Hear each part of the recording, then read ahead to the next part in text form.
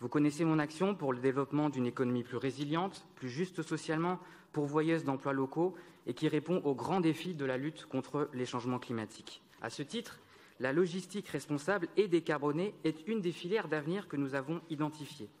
J'ai rencontré il y a peu les gros acteurs de la cyclo-logistique, et notamment celui qui porte le nom du phénomène économique que vous citez dans votre question. Je dois vous dire que d'entendre que leurs livreurs restaient en moyenne 6 mois inscrits sur leur plateforme et que cette activité n'avait pas la vocation à devenir un métier pour les 10 000 livreurs qui s'y inscrivent chaque année est loin de l'idée que nous pouvons nous faire d'un modèle économique vertueux. Ces plateformes ont été certes à l'origine d'un outil innovant, intéressant, mais se sont dévoyées ces dernières années en contournant largement le droit du travail.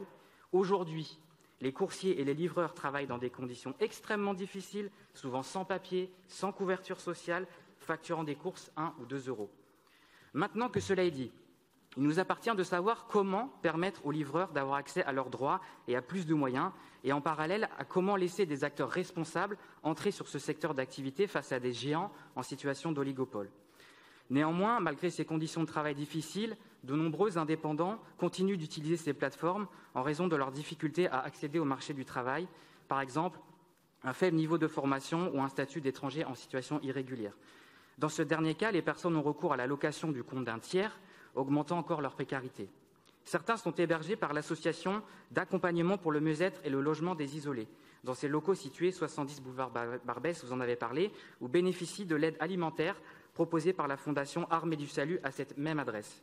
C'est dans ce lieu que COP-Cycle pourra développer dès la rentrée de septembre le premier espace de maison des coursiers. Et c'est à ce titre que je vous soumettrai une délibération au Conseil de Paris pour permettre la prise en charge du salaire du coordinateur en CDI qui sera recruté afin de garantir l'accueil, l'accompagnement des bénéficiaires du lieu, la gestion du matériel à disposition et l'animation de l'écosystème partenaire, ainsi qu'évidemment la prise en charge d'une partie du loyer.